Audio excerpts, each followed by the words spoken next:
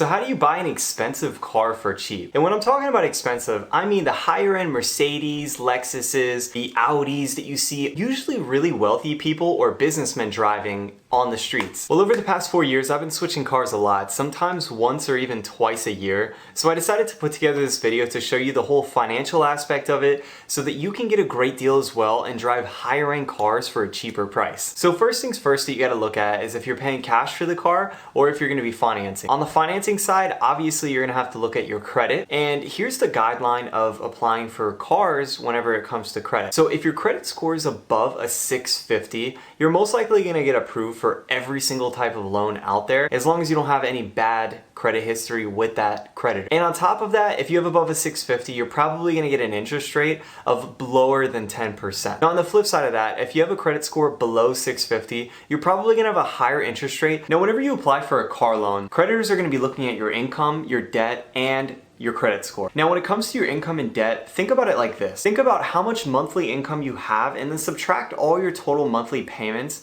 to see what income is available to be spent. Now the income that you're gonna be calculating is gonna be gross. So let's use the example of the person that makes $4,000 a month working in a bank. If you have a $4,000 a month income, and let's say your mortgage or maybe your rent payment is only $1,500, minus all your other expenses like your phone, internet, cable, gas, and just general living expenses, we can average that down to around $500. That's gonna leave you with an available income of around $2,000 to qualify for a car. Now granted, it doesn't mean that you're gonna go out there and get a payment of $2,000 and buy a brand new Lamborghini, because that's probably not realistic. But the reason why I explain it like that is because I want you to see it in the eyes the same way that the creditors view it. Now, to add a little bit more color to that black and white scenario, if you do have a worse credit score than 650, you're probably gonna be capped out. For example, a person with the exact same income that has a 700 credit score may get approved for $40,000 worth of a car loan, and a person that has a 600 credit score may only get approved for a $25,000 car loan. And the reason for that is the total liability or risk that the creditor is willing to take out. And the last thing I want you to think about is how much can you still set aside to save every single month, considering that you're gonna have normal expenses like living, phone, gas, internet, everything else like that. I still want you to be able to purchase a car that you love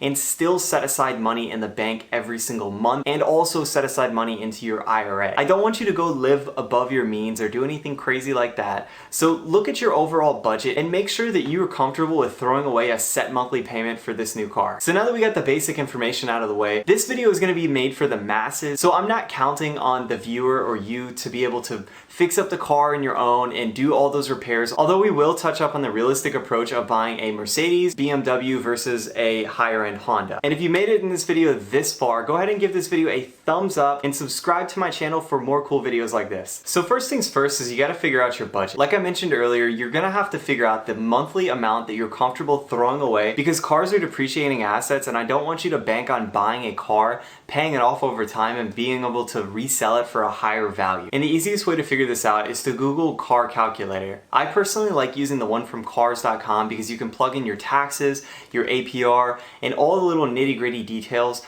that gets you a more accurate payment estimate. Once you have an amount that you feel like you can comfortably afford, look at the total loan cost and figure out and play with the down payment to see what's the least amount of money that I can come out of pocket with to keep the payment at a reasonable rate. And what I mean by this is I want you to see the difference between putting $1,000 down in your monthly payment versus $3,000 down. If it means you're only gonna save around $40, is really coming out of pocket an extra $2,000 worth it? Or can you invest that $2,000 into something else to make you more money and help pay off that car sooner? And you need to get the financing up front. I don't want you to go to any dealership without applying for a pre-qual letter first, because whenever you go to a dealer, they're gonna run a ton of inquiries and it's gonna severely drop your credit score. And if you're shopping around for some time, just going from dealership to dealership, they're not really gonna care about your credit. They just wanna get you through the door into a car so that they can meet their sale. I mean, after all, that's why they're called salesmen, right? And some of the best places you can get pre-qualified is either your local bank that you have a really good relationship with, or on the flip side of that, my favorite and my personal where I like to go is go to a local credit union. Credit unions tend to take on a little bit more risk even if you have a lower credit score,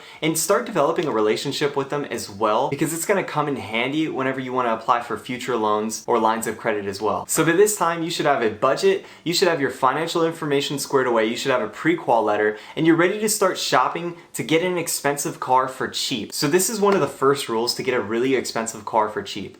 don't buy new. Never buy new. As soon as you purchase a new car and give it just 1 mile more than it had when you bought it, it's gonna depreciate sometimes as much as half or 50% or more. A great example of this is my personal car. So I have a 2014 Audi S5 that I picked up for a decent deal from a dealership at $25,000. Now I bought that car last year, and at the time that's a 5-year-old car. But I tend to buy the cars generation right before. So if you take a look at the newer generation model Audi S5, you'll see that a lot of those cars are going for around 40 to 45,000 and even 50 plus of at that time when I purchased my car. So not even paying attention to the year at all, just by looking at the newer model Audi S5, you're gonna spend almost twice as much money to purchase that car versus just getting the generation right before. And I know a lot of you are gonna start saying, well, the miles are higher and it's not as reliable because it's gonna need some more maintenance. And that's not entirely true if you follow the next few tips. So the second tip that I wanna give you is paying attention to the brand of car that you're gonna be purchasing. There's some strategy behind me purchasing an Audi over a BMW. And I'm a huge car geek, so I love cars in general, and especially German cars. I think they're just built fantastic. But there's a reason I didn't buy a BMW, and that's because BMWs depreciate like crazy. An Audi will hold its value a little bit longer than a BMW, and because BMWs have such a bad rap in maintenance and just general ownership, I've owned so many different types of BMWs, including the newer ones and the older ones. There's just always something wrong with the car. And now since I've been driving the Audi for over a year now, I haven't had a single issue. So understanding what brands to stay away from is going to be essential for you to get the best deal. And if you're not a car geek, the easiest way to do research on this is to either type in the brand or model car that you want to purchase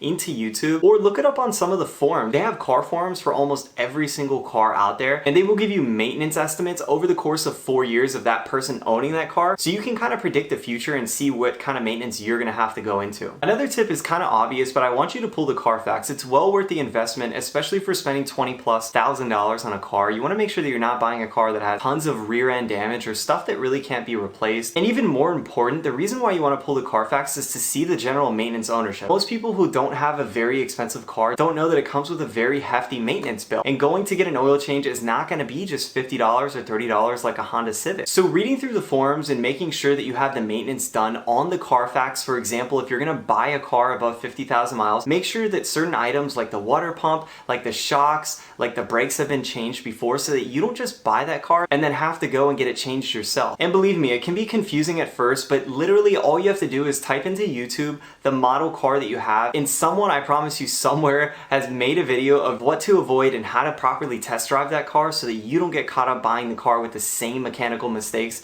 as the previous person. Which kind of leads into our next topic, which is buying a car with a certain amount of miles. So depreciation is a huge factor that I focused on in this video because I'm looking at the financial aspect of every single dime that I put into this car, I'm not going to get back. So if I'm switching cars once or twice a year, I want to know that if I resell this car, I'm not going to take too big of a loss. So if I'm buying a newer car, say 2015, 2016, the generation right before, then I want to make sure that I'm getting the mileage under 50,000, but I'm not getting the mileage under 20,000. For some reason, and this varies model to model and brand to brand, but whenever you buy a certified pre-owned car, it's extra expensive. And whenever you buy a car that's 20,000 miles or under, it's extra expensive. And there's nothing really fantastic about owning a car that has 19,000 miles versus owning a car that has 29,000 miles. There's really no difference as long as you do your due diligence. And on top of that, study your normal driving habits. If you drive around 20,000 miles a year and you purchase a car at 50,000 miles, that means whenever it comes time to sell it after 3 years, you're gonna have over 100,000 miles on it. And that's going to severely depreciate the value. So for me, I generally put around 10 to 12,000 miles a year on my vehicle, which is pretty standard among most people. Now, because I'm a realtor, I get to write off a lot of those miles for business purposes.